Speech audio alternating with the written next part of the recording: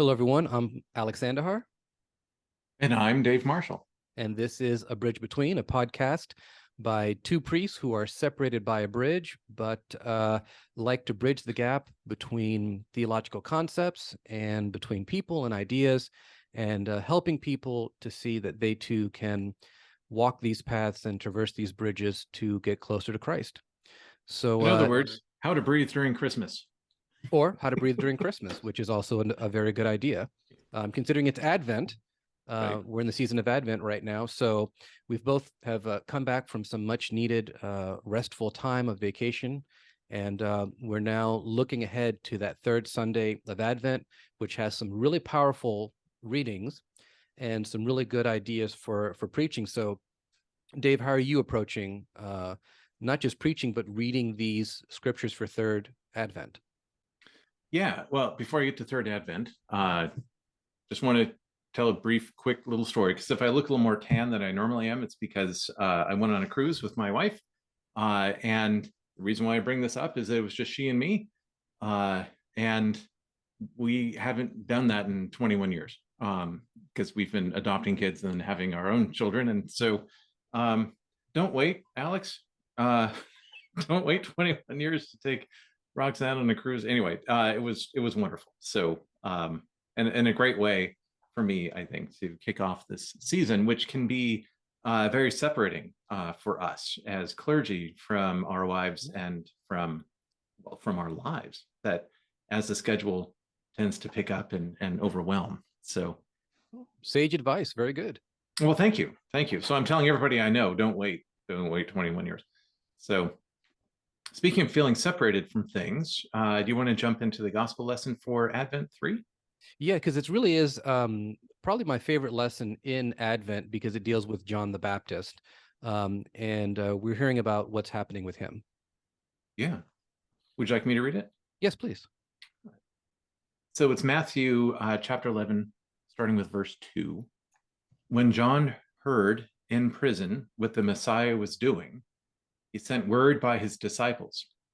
That's a loaded phrase there. There's a lot going on. So this John is John, the one who baptizes, otherwise known as the Baptist, the one who Luke tells us is related to Jesus, the one that Mary went to go visit John's mother and Yeah. Jesus left in her womb. All of those things. This is that guy, right?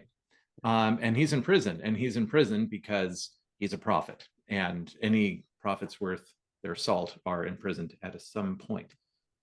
Interesting enough that Matthew does not refer to Jesus as Jesus. He says what the Messiah was doing. Have you ever been asked by someone else, like through Roxanne, hey, what's the rector thinking on this, right? Instead of what's Alex or what's Father Alex, if our Yeah, title, right? right. And I think that there's kind of an official title question, or the office of Yeah. priest or the office of rector or the office of bishop gets asked, what are your thoughts on this, as if it's supposed to be separate really from what you might personally be thinking, which can be the case. But yeah, I have heard that one before. Yeah, it's interesting. And for me, with John asking, John's like, look, I grew up with this dude. I know him. What's the Messiah doing? Right? Right. What's he doing?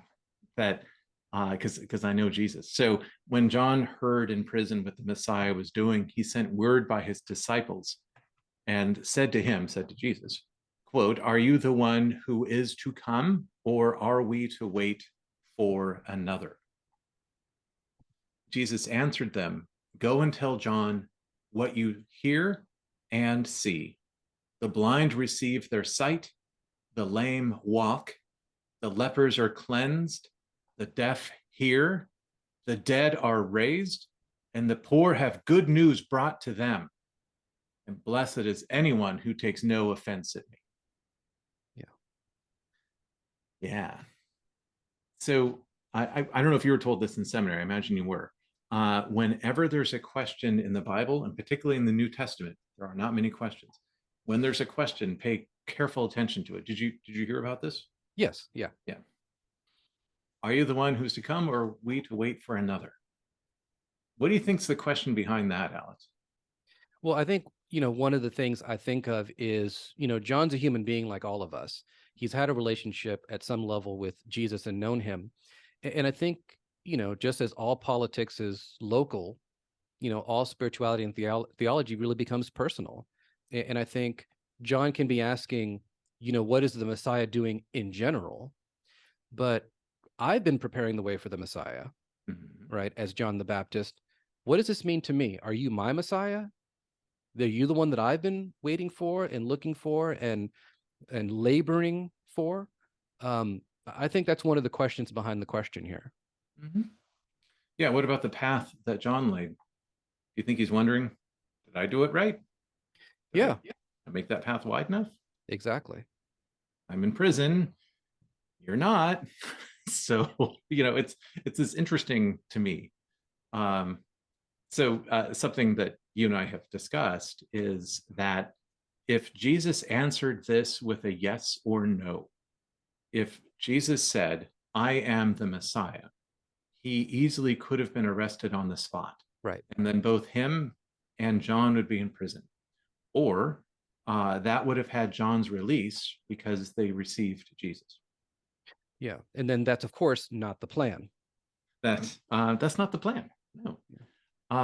So instead, in the way that Jesus does things, um, go and tell him what you're seeing and hearing.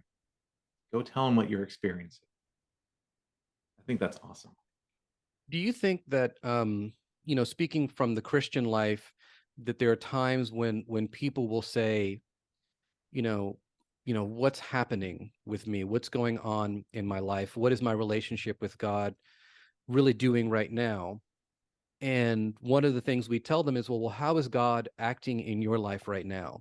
What are some of the things that are happening in your life? If you see a lot of positive things, if you see Mhm. positive spiritual growth, if you see prayer becoming something that is deeply embedded in your life, well, then pay close attention. On the other hand, if a lot of bad things are happening in your life and you're making bad decisions and you're encountering a lot of difficulties, why is that happening? It's kind of like asking people to be introspective. It is. It is. Speaking of introspective, I'm reading a book that I'm getting ready for Lent, Hmm. and sometimes Advent is referred to as a mini Lent, Hmm. and I think that's just because this is the time that you and I study and get ready for Lent. I don't know if we're supposed to talk about Yeah. that, but so I'm doing this. I'm reading a particular book that I think we're going to use for Lenten studies, and it's a spiritual book based on a set of questions. The book is entitled "Ask Yourself This," and the question that I read most recently was this: Ask yourself this: How wide is my circle? Yeah. How wide is my circle? That's a good question. Yeah. Who's in my circle? Um, and then the author goes on to say, how wide is my circle? The question helps us get in touch with who and what we shut out.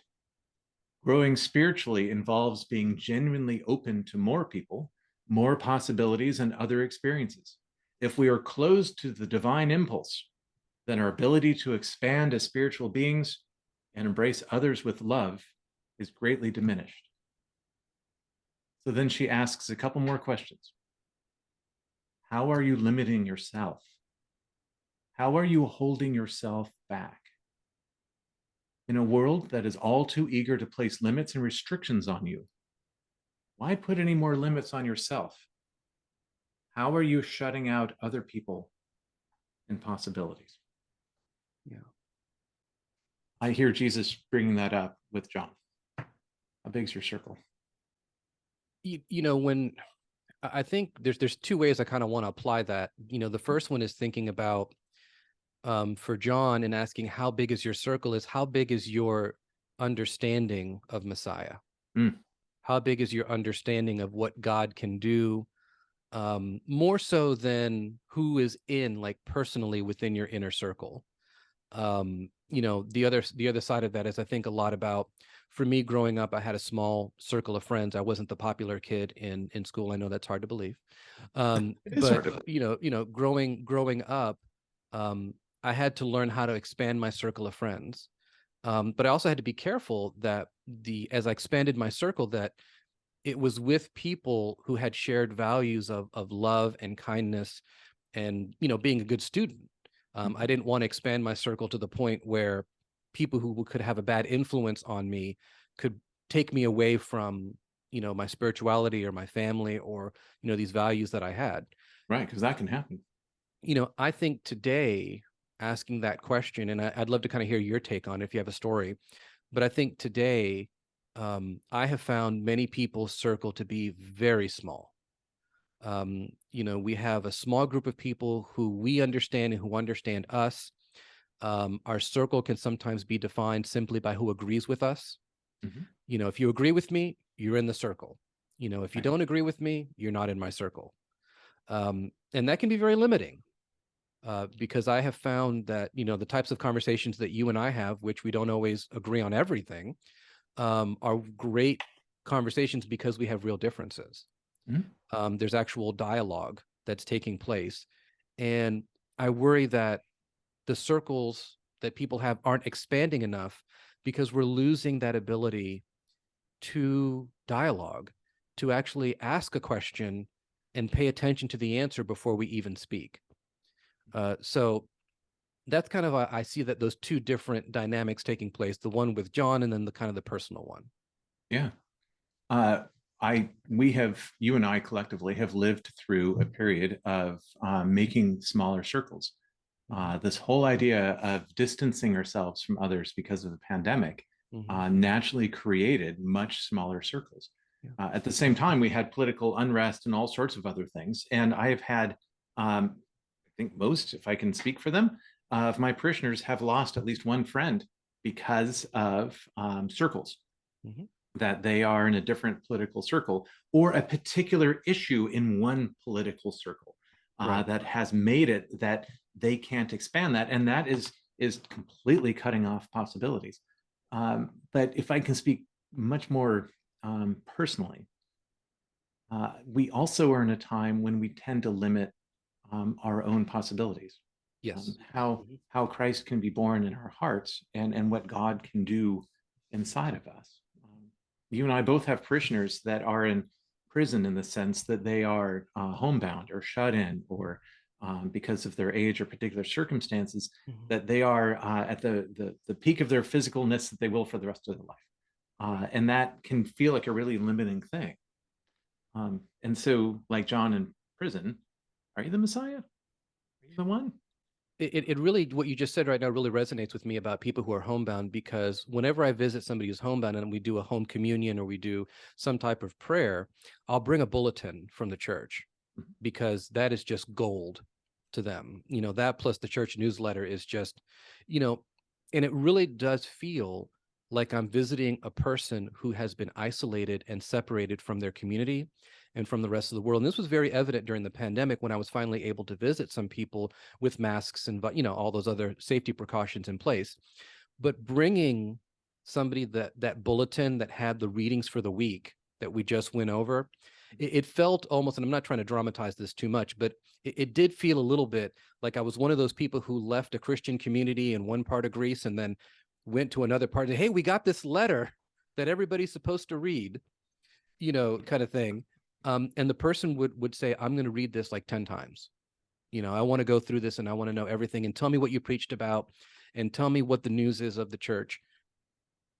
And I think there are even people who attend church who come to the services every week who are still isolated spiritually. It could be because maybe they haven't opened up, they haven't let God in as much as God could be in terms of possibilities. Right. But there's also hurt and pain, which is very evident around this time of year when people remember people that have been lost. I've known people that it's terrible that they've lost people during the Christmas season, and then it's just, it's so hard to enjoy or celebrate anything when you have this death that you're mourning. And so I think a lot about John asking that question, and it's so loaded. It's so loaded. It is. You and I both have folks in our church family who are in the process of recovery. And this can be a very isolating time for those who are in recovery, because alcohol plays such a large role Oh yeah. in the holiday festivities, um, and yet God is working through them in their sobriety, and you and I both have seen that. Um, so the author that I mentioned about the book, Ask Yourself This, she wrapped up this particular section with the story, and you may have heard it before. Mhm. But it's during World War I, and there's a Protestant chaplain who was assigned to the American troops in Italy. And when he was there, he became close friends with a local Roman Catholic priest. The chaplain and his troops relocated, and then, unfortunately, because of a bomb that went off, the chaplain was killed. And his Roman Catholic priest friend, upon hearing it, petitioned the military that he take the body and that he bury the body, his friend, in his parish's cemetery. The military agreed, but the Roman Catholic priest, part of the church there, said that this was a Protestant chaplain, therefore you cannot bury him within the church. And so years later, men that were associated with this chaplain came back and they were touring the church. They wanted to go see this Roman Catholic priest again, and it's a way for them to heal and to recover from the horrors of World War I. And they went up and they said, "We would like to see our chaplain's grave." And so the priest went over and said, "This is the grave." And they said, it's inside of the walls of the cemetery. Mm-hmm. I thought you weren't allowed to bury a Protestant within. And he said, "They told me I couldn't bury him within the cemetery. They didn't tell me I could move the fence." So, I like that. yeah. I like that. So he just moved the fence a little bit further out, and now he's a part of the cemetery. And so um, I think that in Advent, for me, it's the idea of widening our circle, possibilities of what Christmas can mean to us in our hearts, Yeah. and the call that we have to help for those who are still in their own prisons. And I think, I think for me, hand in hand with that, and I think you and I are saying the same thing, maybe just kind of emphasizing different aspects of it. When I think of widening the circle, I think a lot about widening the opportunity that people have to come to God, to come and encounter Christ in what we're doing in the church. Because, as clergy and as Christians, we look at the story of Jesus coming into the world, and it is what it is. We don't add to it, we don't take away from it. We embrace it. And so I've met people during the Christmas season. Of course, this also happens during the Easter season when we begin to talk about the divine and the human identity of Jesus, where we say, this is what the church teaches, and it's good news, and it's life-giving, and it's grace. And if the person doesn't accept it, we say, well, the arms are open. Mm-hmm. The doors are open. That's why they're doors, because they open, right? If not, it'd be called a wall. Mm-hmm. And so I tell somebody, says, look within your heart to see how God is calling you to be drawn closer, because we're all on a journey of faith. And, even I myself find some things difficult to believe, but I live in tension with them. Mm-hmm. And I journey with them, and I say, God, I don't want to leave your presence. So, help whatever unbelief I might have. So I think that when I look at the neighborhood that surrounds my church, I want to widen the property line. I want to expand it so that people understand that this entire neighborhood falls under, the love jurisdiction, if you might want to call it, of our parish. This whole geographic area, we're responsible for building the kingdom in this area, and we want you to be a part of it. Absolutely. It also reminds me of our former presiding bishop, Catherine Jefferts Shiori. When she was primate, there were others upset because she's female, Mm-hmm. and they were going to have their first Eucharist together, and there were some other primates who said that they were not going to be a part of it. And Episcopal News Service, somebody asked her, "What are you going to do if they walk out?" She said, "We follow them. We bring the communion to them. We are together." And that's expanding that circle. So how big is your circle? Well, I think another way that we can kind of begin to look at this is does my intimate circle Mhm. include God? Oh, cool. You know, do I include Jesus in my circle? And so kind of like the way that I think about this is like in my family, within the four of us, because my wife and two boys, when we have a major decision to make, we have a family meeting Mhm. because it's going to affect everybody. You know, that's the circle. If you kind of remember, the circle of trust from the um, the Meet the Parents movie, the circle of trust. You can go ahead and watch that movie. It's really funny. I think I'm gonna have to. Yeah, yeah. Yeah. But Yeah. basically, within the four of us, that circle, we make the decision about what's best for our family. We talk it out. Each person kind of gets to be heard, and then the adults kind of say, okay, well, what do we do? Mhm. And I could not imagine just making a huge major decision about my life and just exclude my spouse. Right. I don't think I'd live very long, first of all. But it's amazing when we begin to think about how wide our circle has to be when we begin to think about how we're supposed to be living our lives. Is Jesus and his opinion and what he has taught me, is that within the circle of how I'm supposed to be living and deciding and journeying? Um, for many people, they say it is, but when push comes to shove, he's not in the circle. Right. I think we all know what the right answer is, but are we? Yeah, Right. yeah. How big is it? You brought up birth story and you brought up Jesus, and the next time we get together for Advent 4, I would like to talk about his birth story. What do you think? I think that's wonderful. I mean, I always love to tell the story of my firstborn being born.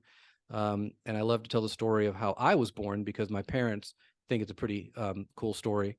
And of course, we want to talk a lot about Mary, Yes. because the theology of Mary is very important to the Episcopal Church. I remember being told by a very wise and learned priest who said, in the Episcopal Church, too often Mary is either too elevated or too pushed down, and we're a middle way kind of people, so we should really be looking at a middle way understanding of who Mary was and her ministry to Jesus as a Hmm. parent, as his mother. Um, and so, if you kind of had one thought you wanted people to take away from as we kind of come to the end of our discussion here, um, you know, what's something you want to emphasize as people get ready to hear those Advent 3 readings? Number one, Jesus is perfectly comfortable with us asking him questions, really tough, hard questions. Are you the Messiah? Yeah. Um, and uh, and that Jesus will then talk about essentially, I don't know, you tell me, what do you see? Yeah. What do you see happening? What's going on in your life? And then the phrase that Jesus asks me is again, how big how big you gonna put your heart, right? Are you gonna love me with your whole heart? Are you gonna love your neighbors yourself? Are you going to expand yourself? And it's not a command, it's a question. Right. And it's, God is sometimes so big to us Mhm. that God doesn't seem to fit in our Yeah, lives. right. And so God becomes small Hmm. to fit. And I Yeah. think to me that's why I love the season of Advent. I love the celebration of Christmas for that reason, because it's the God who chooses to be small, much like in the Eucharist, the God who chooses to be crumbs for us. Mm. So I think there's a lot to unpack there. So we'll come back next week and talk about Mary. We'll talk about a lot about Advent 4, and maybe any preparations that we're getting together for Christmas, because Christmas Day falls on a Sunday this year, if you can believe it. I can. And I'm not even going to talk about what happens in 23. Let's not. Now Let's let's not. see. You don't want to see Advent 4 and Christmas Eve, but it's coming. So, but that's all next year. We don't have to worry about that now. Exactly, So exactly. Well, thanks everyone for watching this episode. We're so thankful that you have been joining us this time, and I'm thankful, Dave, that you've been joining me with this, and that I've been able to join you. Alex, I'm thankful you're in my circle and I'm in yours. All right. Thank you. Right. Thanks a lot, guys. We will see you next time. God bless. Thank you.